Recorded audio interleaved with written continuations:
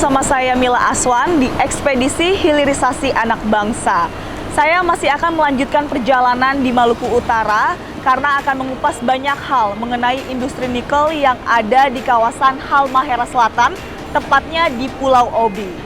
Nah, di episode sebelumnya saya sempat mengunjungi salah satu fasilitas area seperti pengolahan dan pemurnian nikel atau yang biasanya disebut dengan istilah smelter.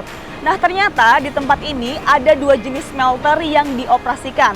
Yang pertama adalah smelter yang menggunakan teknologi RKEF atau Rotary Kiln Electric Furnace yang menggunakan proses pirometalurgi. Lalu yang kedua adalah smelter yang menggunakan proses hidrometalurgi atau yang biasa dikenal dengan istilah HPAL, High Pressure Acid Leaching. Lalu apa perbedaan dari dua jenis smelter ini dan apa saja produk turunan yang dihasilkan dari smelter ini? Ikuti terus perjalanan saya dalam ekspedisi hilirisasi anak bangsa. Sebelum adanya hilirisasi, nikel yang bisa diolah umumnya hanya sebatas saprolit saja atau yang sering disebut dengan biji nikel berkadar tinggi dengan kandungan besi sebesar 30 hingga 40%. Dan setelah adanya hilirisasi, limonit atau nikel berkadar rendah pun bisa diolah menjadi bahan yang memiliki nilai guna lebih. Dengan semakin tingginya level hilirisasi, maka akan semakin besar pula nilai ekonomi yang dihasilkan. Hal ini pun terbukti dengan meningkatnya pertumbuhan ekonomi Maluku Utara yang meningkat tajam atau menjadi yang tertinggi di Indonesia. Kebijakan larangan ekspor biji nikel tersebut ini telah mendorong insentif pada pelaku usaha, khususnya hilirisasi dari nikel untuk melakukan investasi. Jadi secara umum dampak positifnya kita bisa lihat dari sisi investasi yang mengalir khususnya ke sektor real di Provinsi Sulawesi Tengah dan juga Maluku Utara pada khususnya, ini telah meningkat cukup signifikan. Dan kalau kita melihat dari postur ekspornya, ekspor pengolahan dari nikel ini, share-nya sudah meningkat cukup signifikan. 2013 kita melihat data BPS itu sekitar 0,14% terhadap total ekspor nasional. Namun data 2022 ini share ataupun kontribusi dari ekspor besi dan baja tersebut sudah mencapai 4,7% dari total ekspor.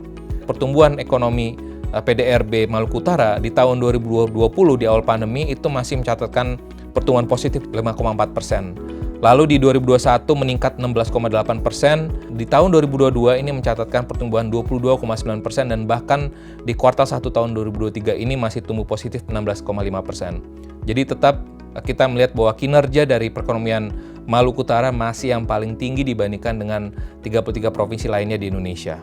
Dengan adanya hilirisasi dari pertambangan kepada sektor manufaktur pengolahan biji nikel tersebut menjadi HPAL ya ataupun nanti pada akhirnya adalah baterai, tentunya ini kita melihat dampaknya positif pada penyerapan tenaga kerja. Inovasi dan perkembangan terhadap kendaraan berbasis listrik sedang terjadi secara masif dan diprediksi akan menjadi masa depan industri otomotif global. Senada dengan pendapat dari Guru Besar Institut Teknologi Bandung, Profesor Muhammad Zaki Mubarok yang menilai penerapan teknologi HPAL merupakan langkah awal yang tepat untuk bersiap menjadi pemain utama penyedia baterai kendaraan listrik global. Teknologi HPAL itu merupakan teknologi baru bagi Indonesia ya, dalam konteks pengolahan biji nikel kita, khususnya nikel laterit berkadar rendah. Karena ya baru tahun 2021 Indonesia ini ya tentu ada satu perusahaan ya yang sudah berhasil memproduksi secara komersial produk berupa mixed hydroxide precipitate ya, nikel hidroksida dengan teknologi HPAL ini gitu. Yang tentu ini positif karena sebelumnya biji berkadar rendah ini selama puluhan tahun ya belum dimanfaatkan, di mana biji berkadar rendah ini kadar kobalnya lebih tinggi dan produk pengolahannya itu dibutuhkan untuk membuat material baterai. Dan dengan momentum pertumbuhan industri kendaraan listrik atau EV, yang salah satu komponen kuncinya baterai. Maka industri untuk menghasilkan material baterai ini ya menjadi tumbuh juga gitu ya, dan pilihan teknologinya adalah HPAL itu ya, high pressure acid leaching. Pabrik HPAL Haritha Group ya di Pulau Opi itu sudah mencapai production capacity dalam waktu 1 tahun. Nah, kita harus apresiasi juga ini ya.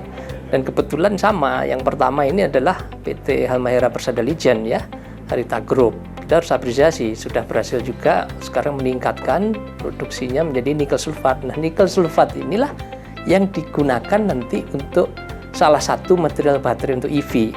Tentu masih perlu beberapa yang lainnya ya, bisa kobalt sulfat masih perlu, kemudian mangan sulfat, kemudian juga litium satu lagi ya.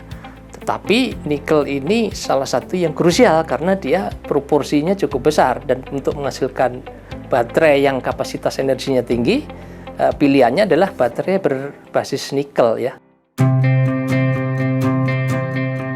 Inovasi dalam proses pengolahan dan pemurnian pada fasilitas smelter milik Haritha Nikel ini dapat menghasilkan beberapa produk turunan yang berhasil menarik perhatian dunia internasional.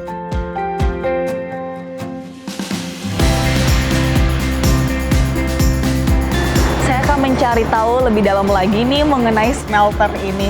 Apa sih keunggulannya dan apa saja produk-produk yang dihasilkan? Yuk ikuti saya. Itu dia, sudah ada Bapak Riko. Halo Pak Riko. Halo Mamila, apa kabar? Baik Pak Riko. Riko. Gimana kabarnya Pak Riko? Puji Tuhan, baik-baik. Baik-baik. Beliau adalah Head of Technical Support ya? Ya, betul, Betul? Betul. Bapak Riko Albert dari PT Halmahera Persada Legend. Baik, Nah, baik. Pak, saya mau tahu banyak nih tentang smelter ini. Ya. Apa aja sih yang dihasilkan dari olahan biji nikel ini melalui smelter yang ada di sini? Ya, ini kita bicara hobi ya, Haritha ini ya. Jadi kalau kita bicara tentang nikel, di tambang nikel di Obi ini ada yang namanya limonit, nikel kadar rendah, ada yang namanya saprolite, nikel kadar tinggi. Limonit diolah di pabrik hidrometalurgi, HPAL menghasilkan MHP. Kemudian dari MHP akan turun menjadi nikel sulfat dan juga kobalt sulfat. Gitu. Kemudian yang tadi kalau nikel ada 2 kan, limonit dan saprolite. Yang saprolite diolah di pabrik RKF menjadi ferronikel. Jadi di Obi ini sebenarnya secara pabrik ini lengkap untuk nikel, termasuk hilirisasinya, gitu ya. Limonit sampai ke nikel sulfat dan saprolite sampai ke ferronikelnya. Kalau misalnya ini Pak, produksi dari smelter ini dalam kurun waktu 1 tahun, sama mungkin bisa dalam 1 hari dulu deh Pak, baru nanti 1 tahun. Berapa banyak Pak? Kalau setahun untuk pabrik hidrometalurgi, MHP yang dihasilkan, MHP itu mix hydroxide precipitate, itu 365 kiloton per tahun. Kalau kita setahun kan, kalau kita hari kan tinggal bagi 365 ya, kurang lebih 1 ton per hari untuk MHP. Kalau nikel sulfat itu 240 kiloton per tahun. Kemudian kobalt sulfat 30 ton kobalt sulfat per tahun. Tapi untuk saat ini nikel sulfat dan kobalt sulfat belum sampai ke full capacity. Kita masih ramp up untuk sampai ke sana. Oke, yang tadi Bapak jelaskan kayak nikel sulfat dan sebagainya itu, kalau untuk produk-produk yang biasa digunakan sehari-hari itu seperti apa sih Pak yang orang awam tahu gitu? Ya. Kita dari yang gampang dulu deh, dari ferronikel. Kalau ferronikel tuh itu masuk ke pabrik baja gitu ya. Jadi dicampur di baja untuk menguatkan baja, untuk buat baja anti karat.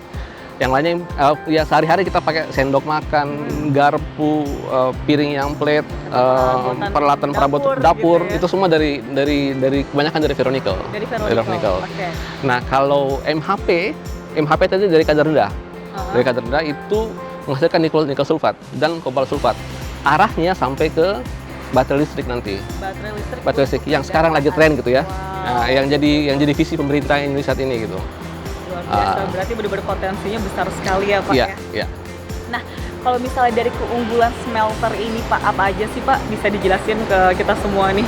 Iya, untuk smelter yang MHP ini saat ini kita klaim sebagai pabrik yang paling efektif dan efisien di dunia ya, untuk untuk hydrometallurgy SPT Aspal ini. Tentu yang paling pertama kita nomor 1 di Indonesia. Dan sekarang dengan operasi normal kita sudah menjadi pabrik yang paling efisien dan juga efektif. Begitupun juga dengan nikel sulfat. Ini pertama di Indonesia dan juga kobalt sulfat ya. Dan juga terbesar di dunia untuk nikel sulfatnya. Pak Riko, kalau ada waktu boleh nggak ngajak saya jalan-jalan ke smelter ini, Pak? Saya penasaran banget apa aja sih ini apa, mungkin bagian ini apa. Ada waktu ya, Pak? Baik. Boleh ya? Mari kita jalan, Mbak. Oke. Baik. Kemana nih, Pak? Kesini boleh, Kita Pak, kesini ya. Baik. Oke. Baik.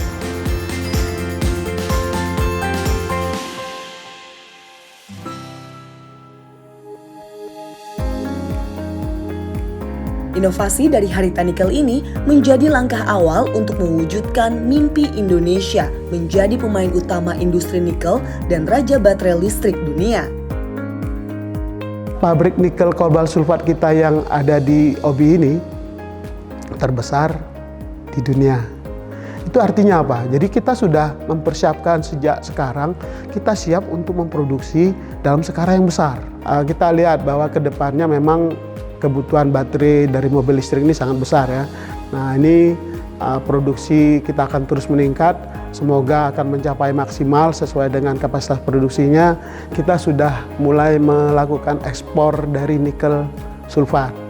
Itu sekitar 5.500 ton nikel sulfat yang udah kita ekspor. Kedepannya pasti ini akan meningkat sesuai atau kita menyesuaikan dengan kebutuhan pasar.